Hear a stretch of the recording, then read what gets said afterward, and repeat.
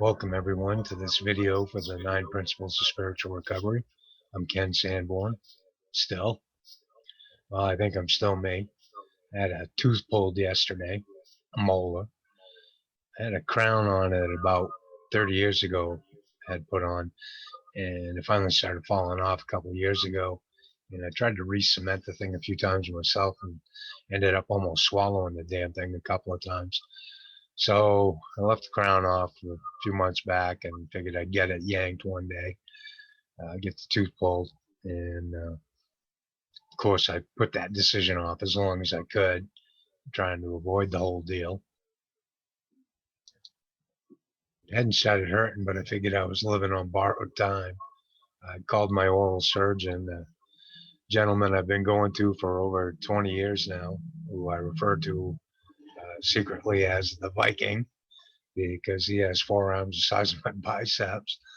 And he got me right in for the next day. So I didn't sleep all night.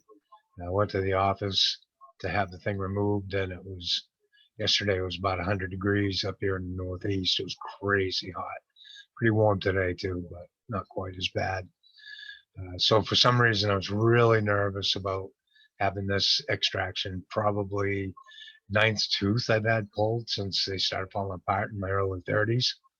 The old 1960s dentistry was a modern marvel until the 1990s when our teeth all started falling apart. But anyway, the doctor prepped me as usual and then came in later to pull it. And oh my God, did it hurt. I never had one hurt that bad. I even prayed a little bit ahead of time. I kind of had a feeling. So if my prayers were actually answered, that thing could have been one painful son of a gun. Uh, so anyways, over the past couple of years, actually more like the past 7 or 8 years, I haven't made many major decisions because my former partner basically was in charge of things. And since we split a year and a half ago, my health has kind of limited my options and by extension, my decision making opportunities. But those days are at an end, back to where I was a long time ago and making more decisions daily. I am, in effect, reauthoring my life plan a little at a time. I'm reclaiming my personal power to make my own life changes, things that I think I needed. About 4 months ago, I began to recognize the need to change my life so I could get back on my path of change and growth, learning and teaching, and living and loving life. I got going on this channel in earnest after puttering at it for a year or so. Been working to better understand my physical health situation so I can make the best plans possible for what I might face in the future.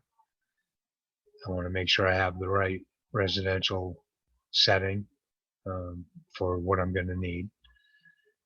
I've been looking at my life and processing my feelings, some of which have been really tough to handle, and thinking about how I got where I am and how to move forward from here.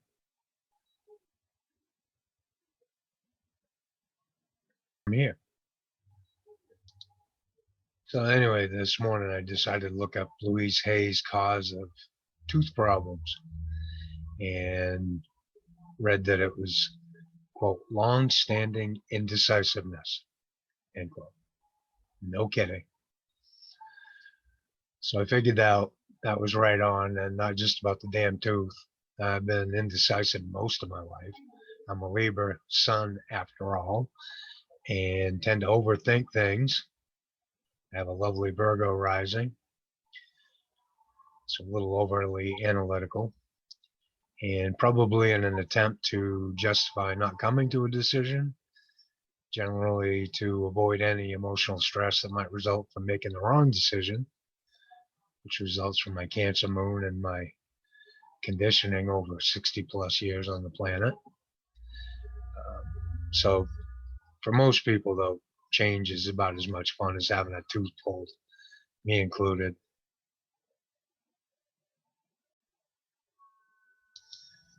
I've started putting my financial house in order, and I should be in pretty good shape going forward. I'm still not sure what kind of work I might be able to do in the future, but I may be able to do something part-time, maybe in the drug counseling field. I'm not positive about that, but that's down the road when my medical conditions are a little bit better understood. And finally, I'm getting back to some semblance of a social life. Not much yet, but I miss being around other people. The pandemic severely limited our social opportunities, especially in a place where you don't have a lot to begin with. Um, in hindsight, I think we might have been killing flies with a sledgehammer, but I digress. Then my unforeseen medical problems, along with stress, communications issues, and honestly, mental health issues, anger, depression, anxiety within my life partnership caused major problems um, for everybody. My stress levels have been through the roof ever since, highest I've ever experienced. For the past 18 months, I've been around family, but felt kind of isolated, pretty much a lot of the time lonely, though I'm rarely alone. It's been a stressful few years, and I think I've been able to rest enough now to apply energy to my plan for change and growth, a plan that changes as needed, but has as its goal me living up to my values of service to others and self-actualization, or living up to my values and my potential as a spiritual human being.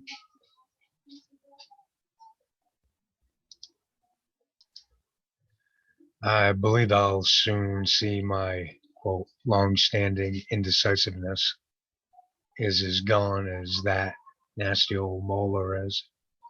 So as we go through this process of reauthorization, remember that I'm learning with you and teaching the best way I know how, kind of a learn and teach as you go thing sometimes. So let's get going with the first part of the process, which is recognizing the need for change and growth. Have fun. It shouldn't be too painful. So let's go back, do a quick review of stress, what stress is. Usually if we're contemplating making some changes in life, usually it's because we've experienced a stress or two. And so our definition is the response an organism has to external pressures or demands on it. Pretty basic stuff. Stress produces stressors, and of course stressors produce stress, but we'll talk about that in a minute. These different types of stressors fall into the categories of problems, pressures, demands, threats, and traumas. And if you look back at some of the earlier videos, we went into those things in pretty good detail.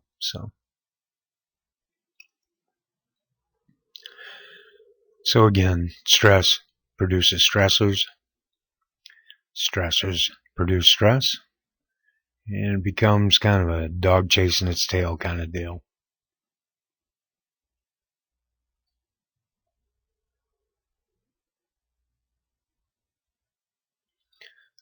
So Benjamin Franklin's attributed with this quote, may not have been him, but it's the definition of insanity is doing the same thing over and over again and expecting a different result. So if we've tried making change in our life and it hasn't worked, maybe it's because we've been trying to do the same thing over and over again and expecting change when those strategies haven't worked in the past. So if they haven't worked in the past, pretty good chance they're not going to work in the future unless something really drastic has changed.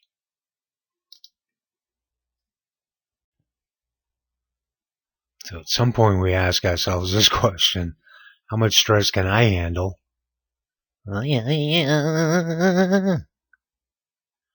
Before I put the I in insane.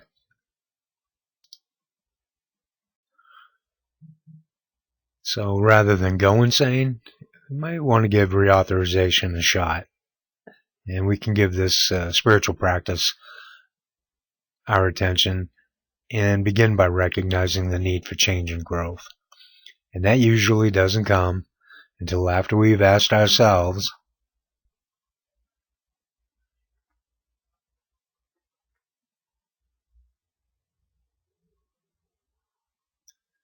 about 1,000,000 times.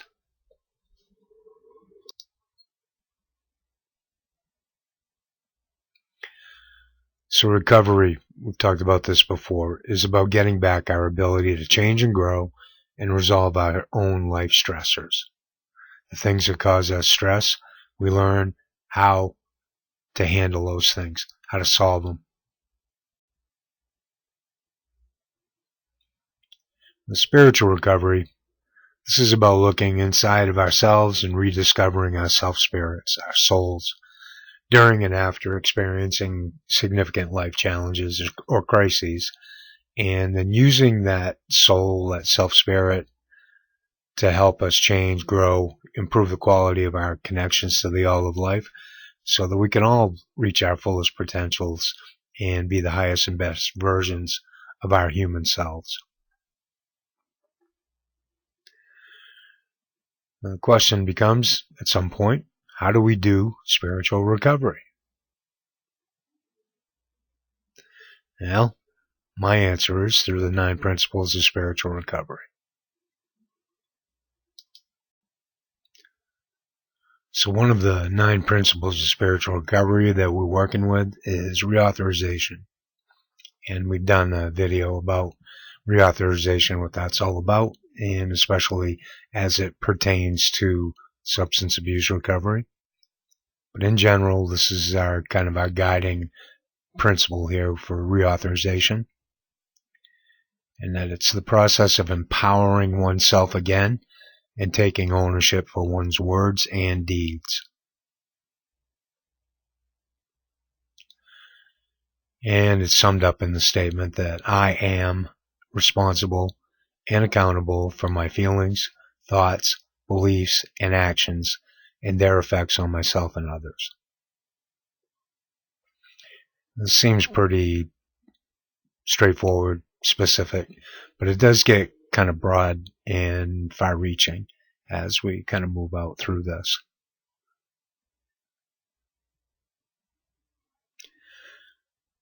So I sum it up by saying reauthorization is again giving yourself the power to originate and create, to come up with and put together, to produce, in terms of our own lives, to author the plan for beginning to change and recreate that life. When we think about authors, those are the people that write books. They write songs, they write stories, they write poems, they write all kinds of things. That's an origination and creation process. So if we can just keep that in mind, we're good to go. Now, related to recovery, reauthorization includes regaining or reclaiming the power to take charge of our own life again. That's what empowerment is. Regaining and reclaiming the power to take charge of one's own life again.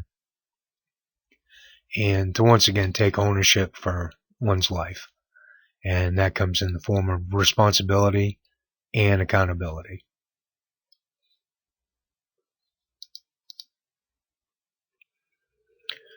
So what does reauthorization look like in terms of some tangible examples? One would be reclaiming my power over my life. It's basically saying, okay, I'm responsible for my life. I'm in charge. I have the ability to do what I want here. I can create this. I can recreate this. I can change it. Whatever I want to do with it. It's mine. It's up to me. I'm the one who lives it. I'm responsible for it. I own it. I get to create it. And then second, by being responsible for how I live and for my choices. So, whatever I decide I want to do, it's up to me to do it. Figure out how to do it. Figure out how to put together resources to make this thing happen. And then I'm responsible for what happens as a result. The consequences of any choices that I make. In terms of good things, not so great things, benefits, costs, all of that. I'm responsible for those things.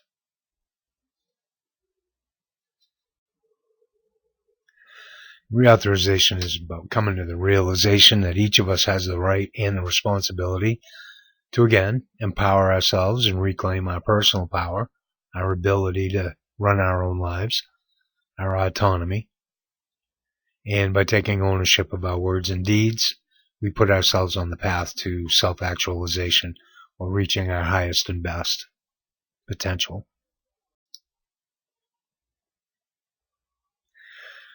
So reauthorization, or this idea that we need to make change in life, a lot of times that's precipitated by a spiritual crisis where we kind of feel like we're disconnected from everyone and everything, feel totally isolated. That's an illusion. We're not disconnected. We're not totally isolated. We have spirit within us, and that keeps us connected. We may think we're disconnected, but that's an illusion. That's a separation issue. And as long as we can kind of get back to a point where we realize that there's something special within us, we can recover. We can start there. Can't make something from nothing, but as long as we're living and breathing, we've got something to start with. And that goes to this hitting rock bottom idea. I used to say you haven't hit rock bottom until your bottom hits the rocks. So if you're still breathing, there's a chance for us to recover from whatever's going on in life. And this path to recovery begins with a spiritual awakening, or recognizing that we do feel disconnected, that we do feel like we're isolated, and that we don't want that. And then developing the awareness that recovery is possible. It can happen for everyone. And that with the right effort, or doing the right things, taking the right measures to protect ourselves in recovery, that recovery is indeed probable. You have a better than 50-50 chance of succeeding. Some of the recent scholarship from Harvard Medical School and Massachusetts General Hospital is that up to 3/4 of people who attempt substance dependence treatment and recovery actually make it. I think that's high. I think 50-50 is pushing it unless people have really done a lot of work ahead of time. My kind of experience with folks is that maybe a third of people could do it, and that's being pretty high end. I think I would guess more like maybe 25-30%, but it's not a high percentage. But the more we can plan, the better off we're going to be.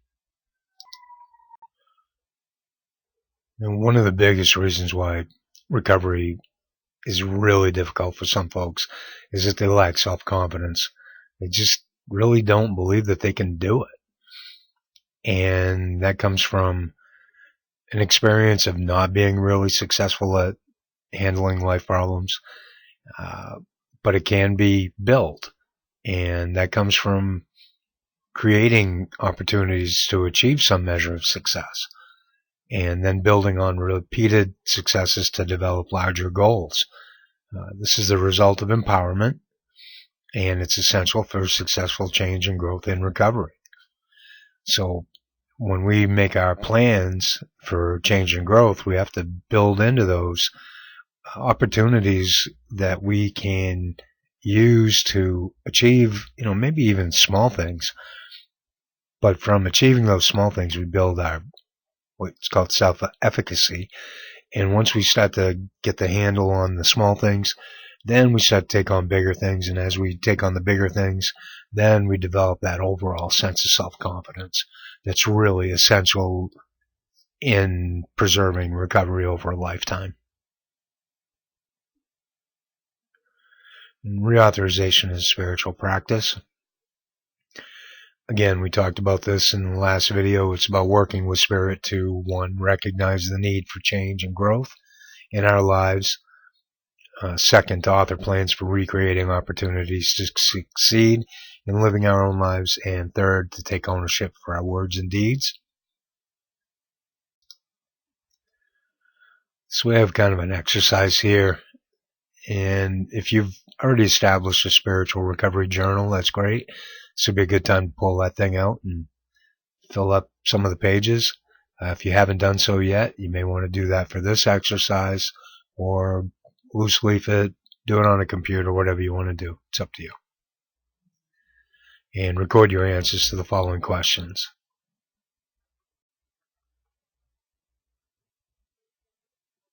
And there are a bunch of them. We can see them here. So what's going wrong in my life? Usually pretty easy to spot those things. How did I get to this point? So kind of what choices did I make that got me here? What choices did other people make that got me here? What's been my experience? And especially with things not going right. What's causing me stress? How do I feel about my life problems? What kind of emotional responses do I have? Am I angry? Am I worried? Am I sad? What is it? Am I fearful? What or who do I feel connected to in my life? And on the flip side, what or who do I feel disconnected from in my life that I may have been connected to before? More questions. How I've been trying to cope with my problems, what I've been trying to do to deal with these things to make things better. Have those attempts been effective? And if not, why not? And do I believe I need to change my way of dealing with my life's problems? Do I need new coping skills? Do I tend to avoid handling my problems, or do I tend to try to take them on, but I just don't do so well at resolving them? More questions here. Do I want to change my life? If I do, why? What would be the benefits of making life changes? Do I even believe I can change? Am I afraid to? Why? Well, what might I lose if I actually change? What would be the worst that could happen if I make some changes? What or who do I need to add or take away from my life?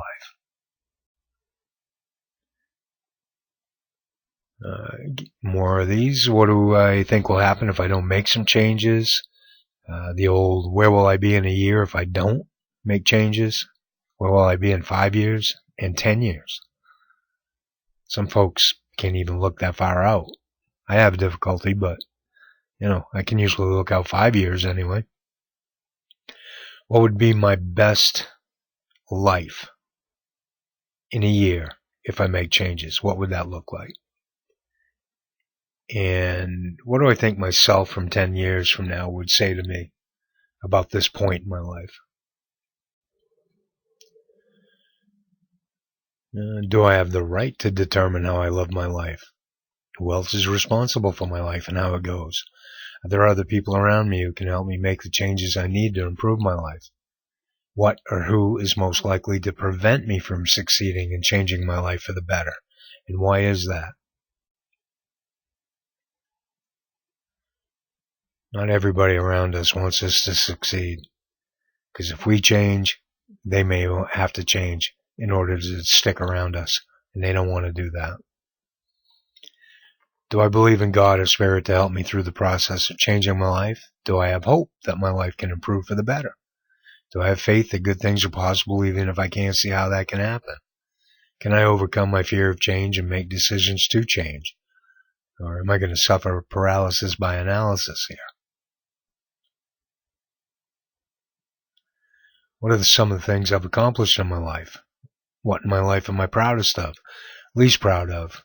What little things do I take care of in my life that I know I can usually take care of without too much trouble? What big things have I taken care of in the past year? Can I create a plan for changing my life? If not, why not? And one of the reasons why folks have a difficult time with this is indecision. Get to a certain point in the process and then just get overwhelmed. And then we can be like the squirrel who runs out into the road, stops in the middle of the lane. Am I going across? Am I going back? And usually stopping is the bad choice. Running straight across gives you a 50-50 shot. Turning around and coming back gives you a 50-50 shot, but stopping in the middle of the street to make that choice usually doesn't end well for the squirrel. So, indecision is a barrier to reauthorization and to the path that leads to self-actualization or fulfilling our potential and complete spiritual recovery. That's what self-actualization is. We have recovered fully. We are fully connected to the world, to people, to everything. We can't go anywhere in this process until we decide we need to go somewhere. for us to be happy and healthy and growing in every way possible. We have to gather information as best we can, process it all, plan to behave in ways that make our lives better, and finally take those actions towards self-improvement.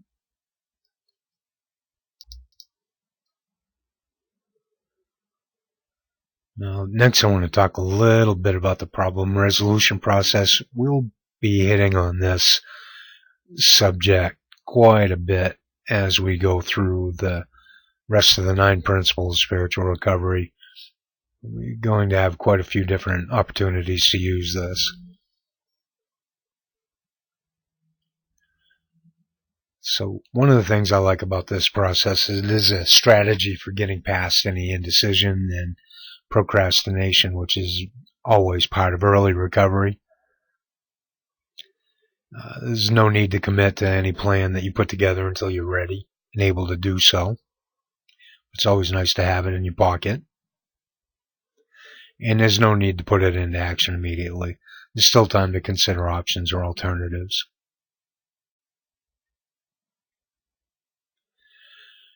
And more questions for us to answer when we get to this part of it, but it's pretty straightforward. What are my current problems? What are my stressors? What's causing me stress? What is my main problem? What problem is it that's causing me to feel the most stress, the most discomfort or distress? What is the cause of my main problem? And so why does this situation that's causing me stress exist to begin with? This thing that's causing me all of these unhappy, painful, just awful emotions. Why does this exist? What are the effects of my main problem on my wellness? The different aspects of my overall health, on how I feel physically and emotionally, on what I think about, on how I relate to other people socially, on what I choose to do for education, work, career, vocation, occupation, voluntary service, that kind of thing, on what I do for my own spiritual development, on how I make connections and retain connections, maintain connections, and what's my purpose in life? How does my main problem affect me realizing my goals in life about what my purpose might be?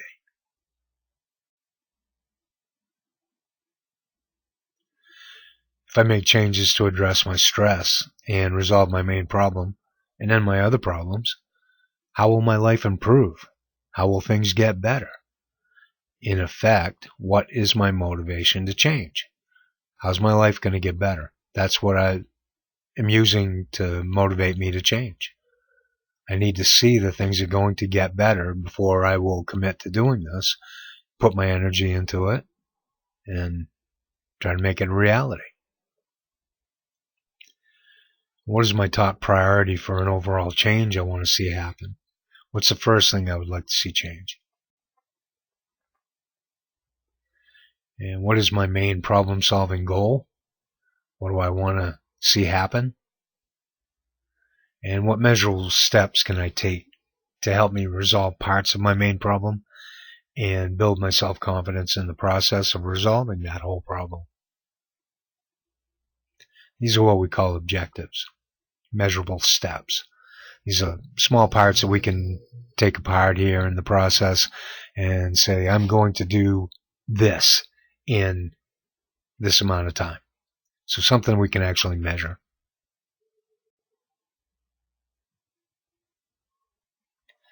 What resources do I have that I could use to help me achieve my main problem-solving goal? And what other resources do I think I'll need? How will I know I've resolved my problems? How will I know things are better? What will that look like to me?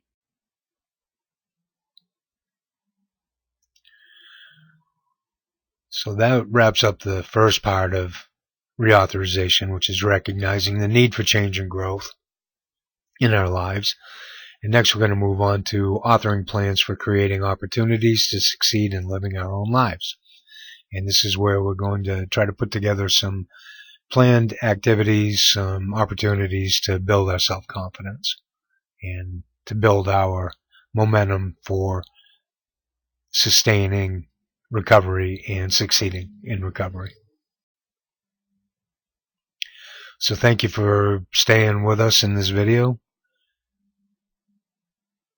The next one will be the second part of reauthorization as a spiritual practice, and that will be the creating opportunities to succeed in life that we just talked about. So thanks again, folks. If you found something in here you like, please consider hitting the like button. Also, please consider subscribing, hitting the notification bell, and sharing this with anybody you think might get something out of it. As always, feel free to put something in the comment section, and remember to be nice, be kind. Life is short. Don't be a you-know-what. Alrighty? Till next time, folks. Take care. Bye-bye.